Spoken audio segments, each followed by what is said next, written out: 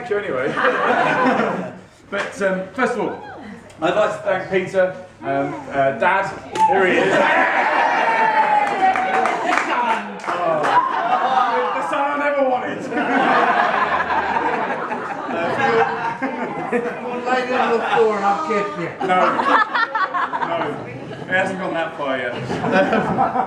Thank you very much for your words. It's very much appreciated, and you know, I'll be sure to slip you a couple of camels later, as we agreed. Just one thing: is it one hump or two? I haven't got any Mercedes. They've never told me. I spoke to my man in the Arabic, and he said to me, "No, camels are still very much." An Audi would do. No. I've got a horse and car. Well, to be honest with you, I'm really not used to this at all. No, I'm not. I'm normally the headliner at these gigs. Alas.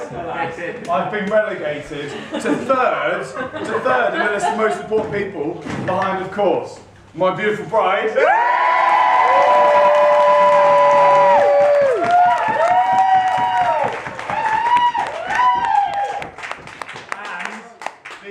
Pathological liar I've asked to headline on my behalf.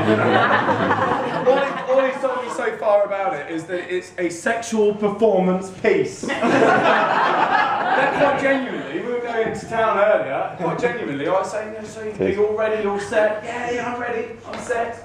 And I said, what have you got for us then? He said, Tim, all I can tell you is that it's a sexual performance piece. I don't even know what that means. For preparation for my new role as a groom, I went onto the internet, as many people do, and I can tell you, I found some pretty good stuff. And, you know, I was there for a while. One thing leads to another before you know we are. Anyway, but no, I realised eventually that I was supposed to be looking for groom material, and it all got a whole lot less interesting. But the basis of it all, and from what I can gather, is that I'm supposed to thank people for being here today. Being that this is obviously very much a DIY wedding, it's hard to know exactly where to start. In all honesty, we've been so bowled over by everyone's support and so everyone's help. And when we talked about doing this, we knew it'd be hard work. Well, I say we knew it'd be hard work. I kept saying, this is going to be fine. And Holly kept saying, Tim, this is going to be really difficult. What? No, it's easy. Why don't we make it a fuss? It's a conversation we've had more than once.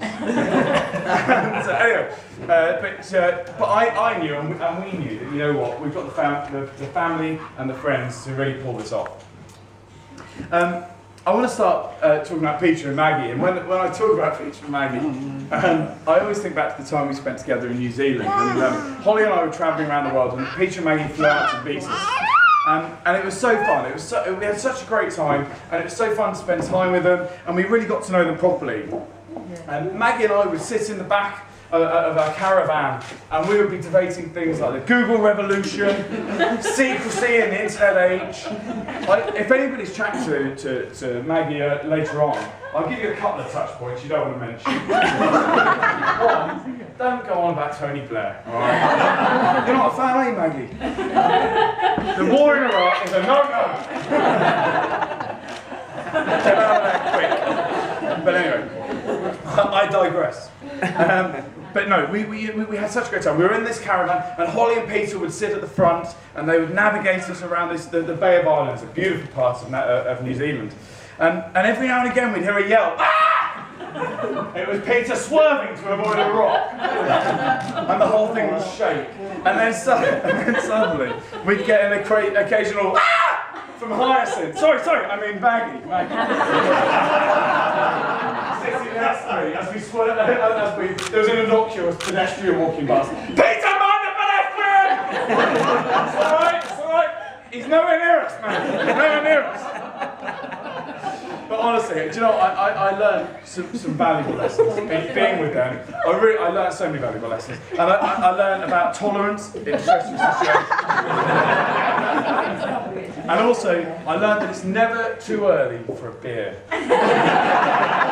I should say on this, I already knew that. And to have it backed up by a real adult is amazing. You drink at 10 a.m. as well. This is great, let's go! It's fantastic times. Anyway, all the time that I've always spoken to them, I've always felt so genuinely welcome, and I feel so looked after when I'm there with them. And not that's hard. I get all the tea I can drink. I have as much like fried breakfast. Come down. What do you want for breakfast? I'll have a bit of cereal, Maggie. No. Can I get you some bacon? Yeah, all right, a bit of bacon. Should I do some eggs? Yeah, okay. Tomatoes. Go on, Maggie, come on. Fried mushrooms. Let's have a fryer, Maggie. Yeah, time. I love being there, and that's not exactly what happened. And I always get a cheese course. Every meal we sit down, you have it's a 3-course meal. You sit down, you finish it. Maggie's there. Have you had enough of 10? Yeah, I've had enough of 10. Bit of cheese. Go on, Maggie, go on then. Have you got any pork, Maggie? I have, Tim. I love being here. It's better than my real house. But honestly, in all honesty, thank you so much for your help with today. Maggie, absolutely selfless. She volunteered to come and test all the food in my absence. No, genuinely. And she's been such a help. So thank you so much, Maggie, honestly, thank you so much. And Peter, we were on Thursday, we were washing jars out together, weren't we, for the Long Island iced teas? Yeah. We were there, he got involved. We've all been involved, and it's been absolutely amazing. And thank you so much for everything you've done for us. It's been absolutely amazing. Well, so Maggie and Peter obviously are Holly's parents, and so it makes sense that I should move on next to my own parents. The roasting's coming. Anyway, but honestly, it's really hard to know where to start with my parents.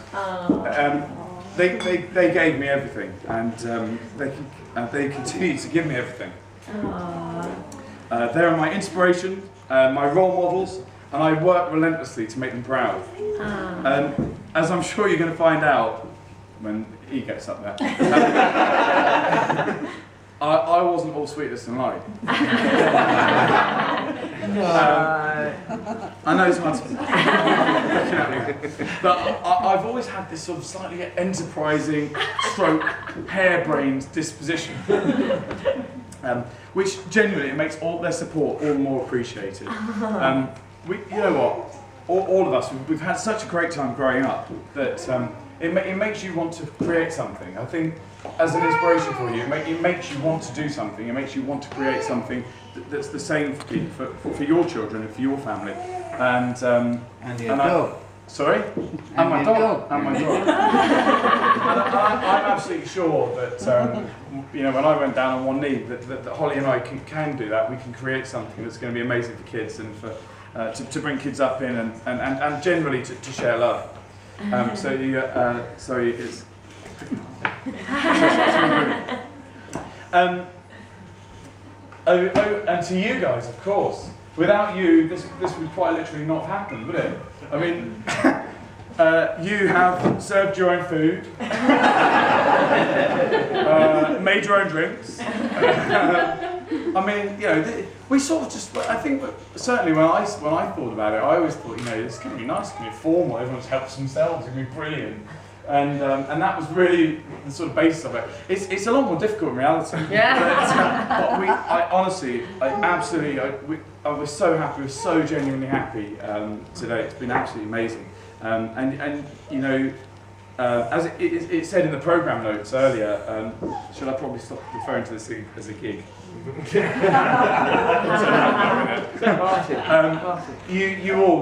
mean absolutely everything to us, and that's why you're here today, because we wanted to share today with you. We chose you, even more so than with a traditional wedding.